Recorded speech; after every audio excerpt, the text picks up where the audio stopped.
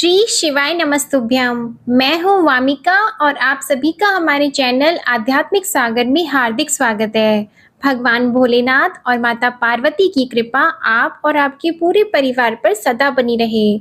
आज आप सुनिए शिव महापुराण की एक कथा जिसमें शुक्राचार्य की घोर तपस्या और भगवान शिव के द्वारा प्रसन्न होकर उन्हें मृत संजीवनी विद्या तथा अन्य वर प्रदान करने का वर्णन है। सनत कुमार जी कहते हैं, शंभु के उदर में शुक्र ने जिस मंत्र का जप किया था उसका वर्णन सुनो।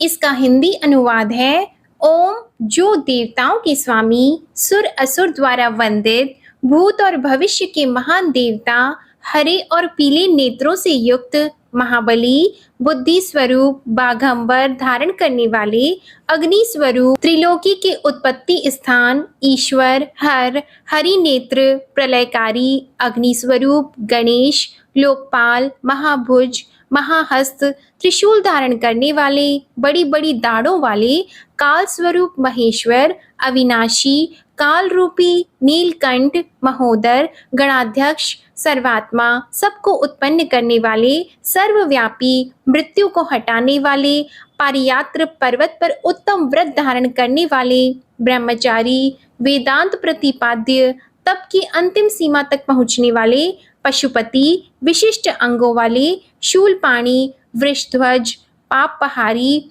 जटाधारी, शिखंड धारण करने वाले, दंडधारी, महायशस्वी, भूतेश्वर, गुहा में निवास करने वाले, वीणा और पणव पर ताल लगाने वाले, अमर, दर्शनीय, बाल सूर्य सरीखे रूप वाले, शमशानवासी, ऐश्वर्यशाली, उमापति, शत्रुदमन, भग के नेत्रों को नष्ट कर देने वाले, पूषा के दांतों के विनाशक, क्रूरता पूर्वक संहार करने वाले, पाशधारी, प्रलय काल रूप, उल्कामुख, अग्निकेतु, मननशील, प्रकाशमान, प्रजापति, ऊपर उठाने वाले, जीवों को उत्पन्न करने वाले, तुरीय तत्व रूप, लोकों में सर्वश्रेष्ठ, वामदेव, वाणी की चतुरता रूप, वाम मार्ग में भिक्षु रूप, भिक्षुक, जटाधारी, जटिल दुराराध्य, इंद्र के हाथ को स्तंभित करने वाले, वसुओं को विजड़ित कर देने वाले, यज्ञ स्वरूप, यज्ञकर्ता, काल, मेधावी, मधुकर, चलने फिरने वाले, वनस्पति का आश्रय लेने वाले, वाजसन नाम से संपूर्ण आश्रमों द्वारा पूजित, जगतधाता, जगतकर्ता, सर्व अंतर्यामी, सनातन, ध्रुव, धर्माध्यक्ष, भुवः स्वः, इन तीनों लोकों में विचरने वाले, भूत भावन, त्रिनेत्र, बहुरूप, 10,000 सूर्यों के समान प्रभावशाली, महादेव, सब तरह के बाजे बजाने वाले, संपूर्ण बाधाओं से विमुक्त करने वाले, बंधन स्वरूप, सबको धारण करने वाले, उत्तम धर्म रूप, पुष्पदंत, विभाग रहित, मुख्य रूप, सबका हरण करने वाले, सुवर्ण के समान दीप्त कीर्ति वाले, मुक्ति के द्वार स्वरूप, भीम तथा भीम पराक्रमी है, उन्हें नमस्कार है, नमस्कार है। इसी श्रेष्ठ मंत्र का जप करते हुए शुक्र शंभु के जठर पंजर से लिंग के रास्ते उत्कट वीर्य की तरह निकले थे। उस समय गौरी ने उन्हें पुत्र रूप से अपनाया और जगदीश्वर शिव ने अजर अमर बना दिया। तब वे दूसरे शंकर के सदृश शोभा पाने लगे। 3000 वर्ष व्यतीत होने के पश्चात वे ही वेद निधि मुनिवर शुक्र पुनः इस भूतल पर महेश्वर से उत्पन्न हुए। उस समय उन्होंने धैर्यशाली एवं तपस्वी दानवराज अंधक को देखा। उसका शरीर सूख गया था और वह त्रिशूल पर लटका हुआ परमेश्वर शिव का ध्यान कर रहा था। वह शिव जी के 108 नाम का स्मरण कर रहा था। परमात्मा शिव की इन 108 मूर्तियों का ध्यान करने से वह दानव उस महान भय से मुक्त हो गया।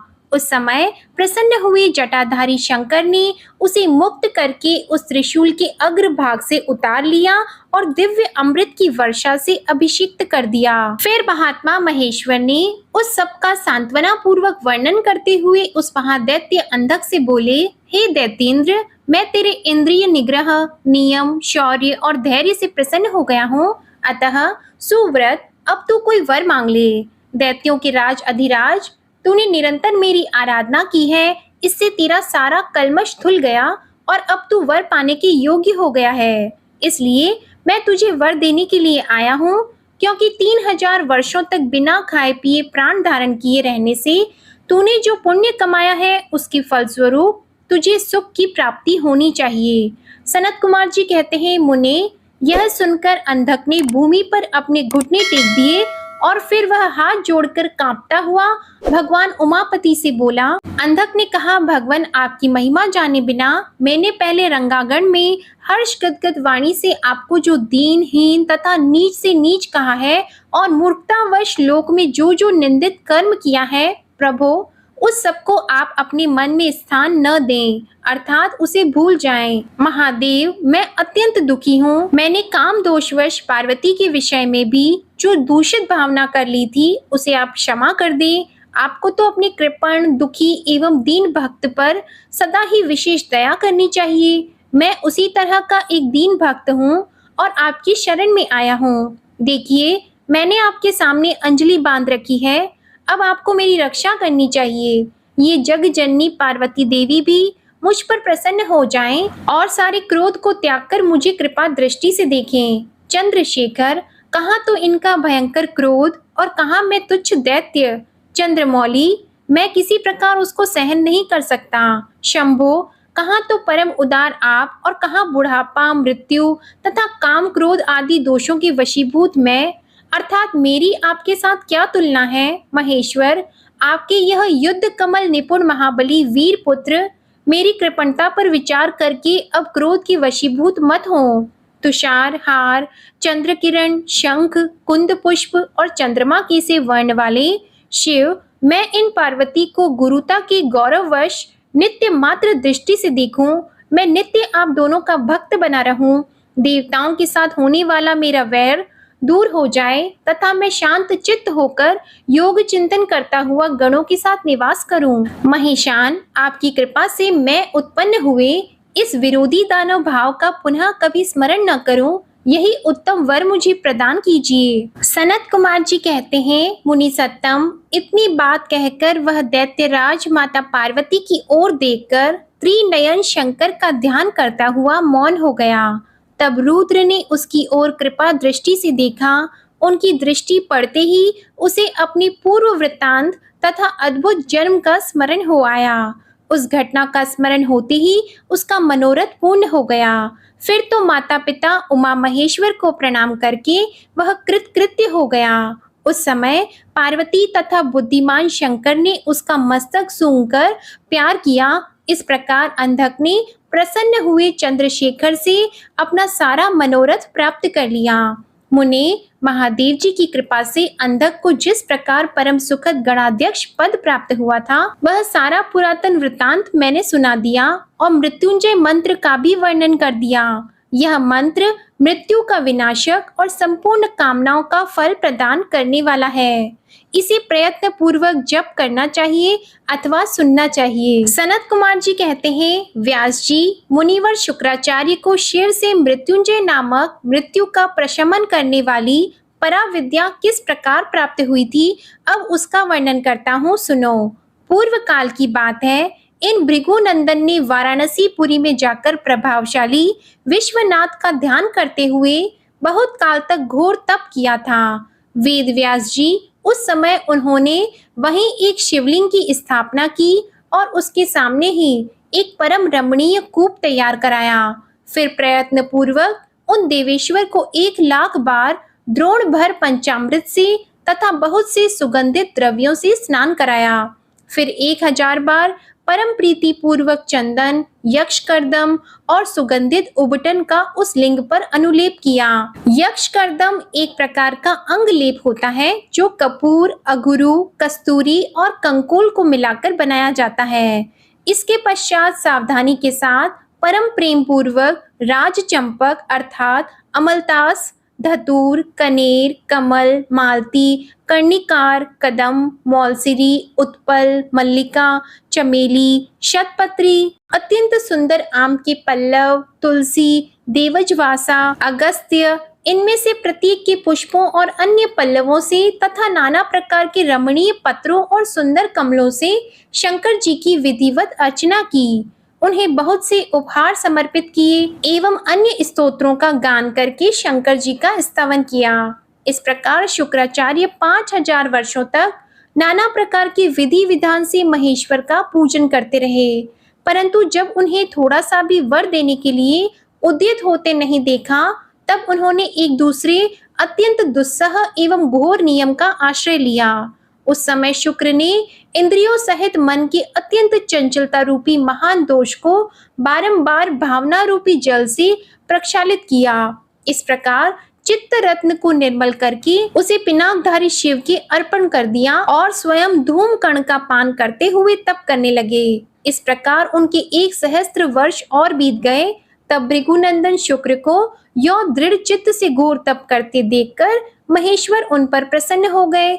फिर तो दक्ष कन्या पार्वती के स्वामी साक्षात विरूपाक्ष शंकर, जिनके शरीर की कांति सहस्त्रों सूर्यों से भी बढ़कर थी, उस लिंग से निकलकर शुक्र से बोले। महेश्वर ने कहा, महाभाग भृगुनंदन, तुम तो तपस्या की निधि हो। महामुनि, मैं तुम्हारे इस अविच्छिन्न तप से विशेष प्रसन्न हूँ। भार्गव, तुम अपना सारा मनोवांछित वर मांग लो, मैं प्रीति पूर्वक तुम्हारा सारा मनोरथ पूर्ण कर दूंगा। अब मेरे पास तुम्हारे लिए कोई ऐसी वस्तु नहीं है जो देने योग्य नहीं रह गई। सनत कुमार जी कहते हैं, मुनि, शंभु के इस परम सुखदायक एवं उत्कृष्ट वचन को सुनकर शुक्र प्रसन्न होकर आनंद समुद्र में निमग्न हो गए।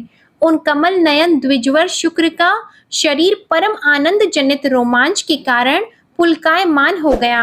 तब उन्होंने हर्ष पूर्वक शंभु के चरणों में प्रणाम किया। उस समय उनके नेत्र हर्ष से खिल उठे थे। फिर वे मस्तक पर अंजलि रखकर जय जयकार करते हुए अष्टमूर्तिधारी वरदायक शिवजी की स्तुति करने लगे। भगवान शंकर का अष्टमूर्तिधारी नाम इसलिए है क्योंकि पृथ्वी, जल, अग्नि, वायु, आकाश, यजमान, चंद्रमा और सूर्य, इन 8 में अधिष्ठित शर्व, भव, रुद्र, उग्र, भीम, पशुपति, महादेव और ईशान, ये अष्टमूर्तियों के नाम हैं। भार्गव ने कहा, सूर्य स्वरूप भगवान, आप त्रिलोकी का हित करने के लिए आकाश में प्रकाशित होते हैं और अपनी इन किरणों से समस्त अंधकार को अभिभूत करके रात में विचरने वाले असुरों का मनोरथ नष्ट कर देते हैं।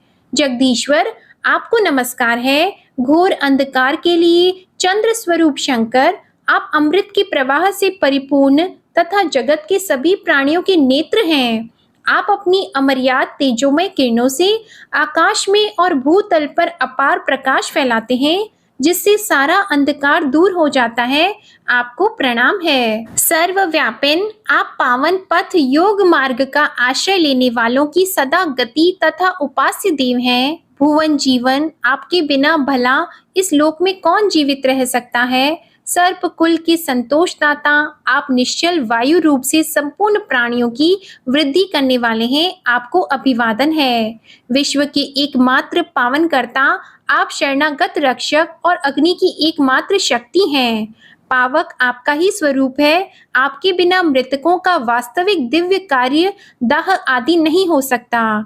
जगत के अंतर आत्मा, आप प्राण शक्ति के दाता, जगत स्वरूप और पद पद पर शांति प्रदान करने वाले हैं।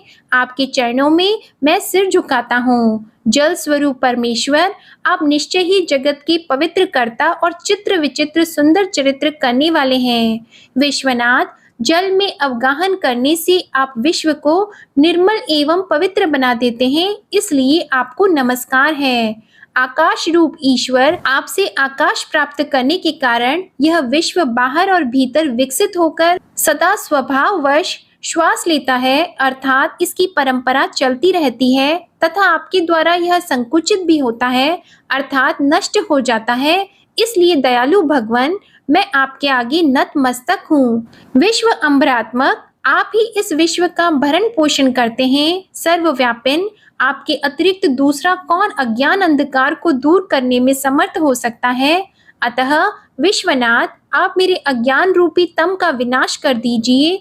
नागभूषण, आप स्तवनीय पुरुषों में सबसे श्रेष्ठ हैं, इसलिए आप परात्पर प्रभु को मैं बारंबार प्रणाम करता हूँ। आत्मस्वरूप शंकर, आप समस्त प्राणियों के अंतरात्मा में निवास करने वाले प्रत्येक रूप में व्याप्त हैं और मैं आप परमात्मा का जन हूँ।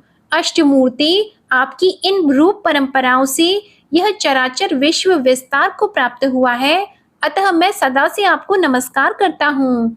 मुक्त पुरुषों के बंधु, आप विश्व के समस्त प्राणियों के स्वरूप, प्रणत जनों के संपूर्ण योग क्षेम का निर्वाह करने वाले और परमार्थ स्वरूप हैं। आप अपनी इन अष्ट मूर्तियों से युक्त होकर इस फैले हुए विश्व को भली भांति विस्तृत करते हैं, अतः आपको मेरा अभिवादन है। सनत कुमार जी कहते हैं, मुनिवर भृगुनंदन शुक्र ने इस प्रकार अष्टमूर्त्यष्टक स्तोत्र द्वारा शिव जी का स्तवन करके भूमि पर मस्तक रखकर उन्हें बारंबार प्रणाम किया। जब अमित तेजस्वी भार्गव ने महादेव की इस प्रकार स्तुति की, तब शिव जी ने चरणों में पड़े हुए उन द्विजवर को अपनी दोनों भुजाओं से पकड़कर उठा लिया और परम प्रेम पूर्वक मेघ गर्जन की सी गंभीर एवं मधुर वाणी में कहा।